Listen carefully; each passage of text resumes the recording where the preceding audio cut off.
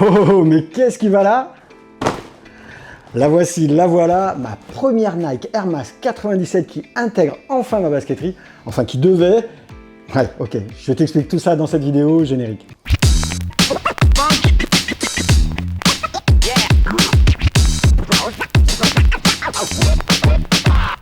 Salut à toi et bienvenue si tu nous découvres pour la première fois, j'espère que tu vas bien. C'est JC et Mister K derrière la caméra pour te servir comme chaque semaine sur la chaîne de l'Hebdo Sneakers. On espère que tu as passé un bel été et si tu es parti en vacances, que tu en as bien profité. Et si tu as bossé, on espère que tu vas pouvoir prendre un peu le large en septembre. Comme tu as pu le voir sur la jaquette, j'ai donc craqué pour la toute dernière Air Max 97 Museline et Pink Foam, sortie sur SNKRS le 22 août dernier. La toute première a intégré ma basketterie et crois-moi, j'ai grave hésité à cause de la facture particulièrement salée de 190 €. Oui, 190 balles, ça commence sérieusement à piquer chez Nike. Alors certes, ces Air Max n'ont jamais été donnés, mais là, 40 € d'augmentation en 2 ans pour un modèle classique qui n'est même pas une collab. Au-delà du fait qu'elle serait ma toute première Air Max 97, tu te doutes bien qu'il fallait bien plus d'arguments pour me convaincre de la cope à ce prix astronomique. Et c'est justement ce dont on va parler dans cette vidéo. Pourquoi j'ai craqué pour cette édition? Valent-elles vraiment le coup? Et finalement, est-ce que je les garde ou je les renvoie? Pour toutes ces questions, elles méritaient une vidéo quand on aime les faire sur la chaîne de l'Hebdo Sneakers, en revenant sur l'histoire de ce modèle emblématique de chez Nike, en te la montrant en détail accompagné d'un petit on-fit afin que tu puisses te faire ton propre avis.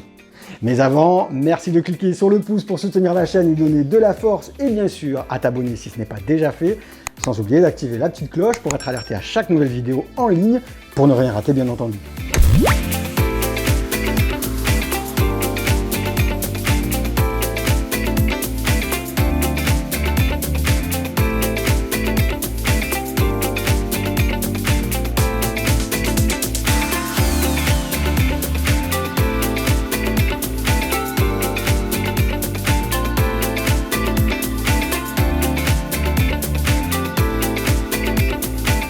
Si tu ne connais pas l'histoire de ce modèle emblématique de Nike, sache qu'elle est née en 97, comme son nom le laissait supposer, de l'esprit créatif de Christian Tresser, un talentueux designer et concepteur de basket, fan de football et qui a fait les beaux jours de Reebok jusqu'au milieu des années 90 avant de rejoindre Nike. La belle a eu du mal à s'imposer à ses débuts malgré sa bulle qui franchissait un cap historique en s'étirant sur toute la semelle et son nouveau système de lassage avec les œillets cachés dans la tige. Son design ultra moderne, en totale rupture avec le style de l'époque, avec notamment ses bandes en troisième réfléchissantes sur les flancs, imitant la propagation des ondes d'une goutte d'eau, ou encore sa silhouette agressive et son colorway gris métallisé inspiré des TGV japonais, seront boudés à sa sortie un peu partout dans le monde. Sauf en Italie où les fashionistas tombent sous le charme de la belle, le modèle d'ailleurs deviendra l'un des plus vendus durant les années 2000. Mise au placard quelque temps, elle fera un retour remarqué en 2017 pour son 20e anniversaire avec notamment une réédition de sa version OG Silver Bullet, mais on retiendra surtout l'extraordinaire version créée par Sean Wotherspoon à l'occasion d'un concours de design organisé par Nike avec sa fameuse semelle de Air Max One. Une paire rare qui reste aujourd'hui un must-have pour tout collectionneur et sneaker addict et qui cote au-delà des 1000 € si d'aventure tu voulais te laisser tenter. Il y a aussi la version revue par le regretté Virgil Abloh dans le cadre de sa série Off-White The 10 où il réinterprétait 10 modèles emblématiques de la marque aux souches et qui cote elle aussi plus de 1000 € voire même plusieurs milliers d'euros selon les tailles. La paire fête cette année son 25e anniversaire, on en avait justement parlé dans l'Hebdo Sneakers numéro 3, je te mets le lien juste là si tu ne l'as pas vu, et dont j'attends toujours des news de certaines versions, dont la Vintage de Nîmes et la Tangum, ou encore de la version Sun Club dans son coloris avocat. En attendant d'avoir de leurs nouvelles, je lorgnais et je lorgne toujours d'ailleurs sur l'édition Athletic Club, sortie en mars de cette année, et que j'espère toujours copier under retail. Sous le prix de vente. Et j'attends également la sortie prochaine de l'inédite QS Obsidian que je trouve vraiment jolie. N'hésite pas d'ailleurs à me dire en commentaire ce que tu penses de ces différents modèles, j'aimerais bien avoir ton avis. Mais voilà que Nike nous a annoncé sur son application SNKRS la sortie le 22 août dernier d'une version inédite Museline and Pink Foam, tout de crème et de chocolat vêtu dans un esprit assez similaire à celui de la Air Force One Low Special Edition sortie à l'occasion du 5e SNKRSD en début août et dont tu as pu voir la super vidéo sur la chaîne et le outfit qu'on a tourné du côté de la capitainerie de Bastille à Paris. Je te mets le lien juste là si tu ne l'as pas encore vu, tu verras, la vidéo est vraiment sympa. La paire semble s'inspirer également de la Coconut Milk sortie en juin au tarif plus accessible de 150 € et des couleurs de la Chipping Box Halle Brown sortie fin 2018. Sauf que le descriptif nous annonçait une paire plus premium que d'habitude avec des matériaux haut de gamme comme du daim, du cuir nubuck et même du chanvre. De quoi suffisamment me convaincre tellement j'ai adoré la Air Max One Wabi Sabi du dernier Air Max D qui avait elle aussi un upper mêlant du chanvre et des empiècements en cuir. Et surtout, j'attends la Air Max One Crêpe M dans sa réédition qui est attendue pour la fin du mois. C'est donc cette édition Muslin et Pink Foam qui pourrait finalement être la première Air Max 97 à rejoindre ma collection.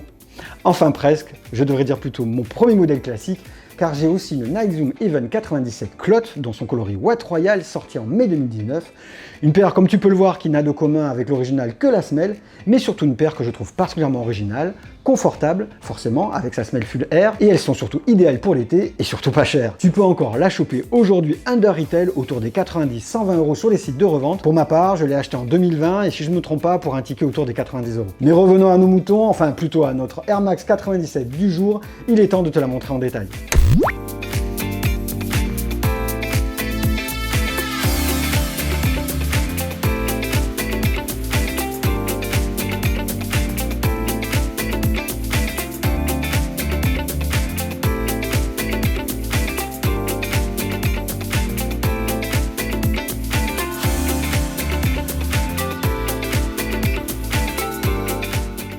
Comme tu peux le voir, nous avons donc une tige avec un dégradé de couleur qui part du mudguard marron en daim suédé et en nylon ristop. Sur la découpe centrale où tu peux voir le mini swoosh brodé en rose, puis du daim peluché ton sur ton juste au-dessus, avant les fameuses ondes en cuir nubuck qui se dégradent progressivement dans des tons crème de plus en plus clairs. Au travers desquels tu peux voir ce super upper en chanvre, ce tissu naturel de plus bel effet que Nike utilise de plus en plus dans la compo de ses sneakers, dans son souci de démarche éco-responsable, et que tu trouves également sur la languette. Languette où tu peux voir les lacets ton sur ton crème et le passe-lacet en cuir central en nubuck, qui se prolonge jusqu'en haut où tu retrouves un autre mini-souche rose, brodé et la petite languette assortie au mudguard couleur chocolat, qui permet avec celle de derrière, sur le talon, de faciliter l'enfilage. D'ailleurs, sur cette dernière, tu remarqueras l'inscription Air Max couleur crème et les liserés roses sur les côtés. À l'intérieur, rien d'extraordinaire, la doublure est en matière synthétique, couleur crème, et tu peux apercevoir un souche rose thermocollé sur le talon, qui ne fera pas, à mon avis, très long feu avec les frottements. Finissons par la semelle emblématique de cette Air Max 97 avec sa semelle intermédiaire en caoutchouc moulé, assortie aux couleurs crème de la tige, et qui englobe toute l'unité R qui s'étend sur toute la longueur de la chaussure. Et regarde, sur le talon, il y a un petit souche gravé, c'est plutôt sympa. Tu remarqueras la teinte marron à l'intérieur de l'unité R, qui fait écho bien sûr au renfort tout autour de la paire. Et on finit par la outsole couleur boom, avec une petite touche de rose à l'arrière et à l'avant. Et sur le souche dessiné sur la fameuse amande en plastique. Voilà, je crois qu'on a bien fait le tour et que je n'ai rien oublié. Voyons maintenant ce qu'elle donne aux pieds.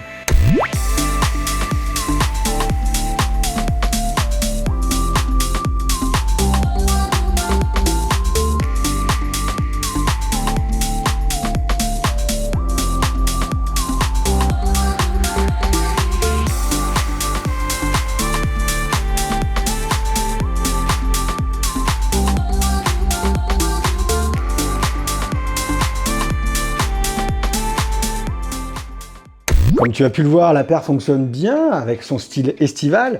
Le confort est au rendez-vous, tu me diras, c'est pas surprenant avec une Air Max 97 et sa fameuse semelle Full Air, mais parfois le choix des matériaux peut altérer un peu le confort. Pour celle-ci, absolument pas, le upper est assez souple et le sizing quant à lui est comme d'hab, normal, rien à signaler. Pour conclure, il est temps d'aborder le sujet du prix et plus précisément du rapport qualité-prix.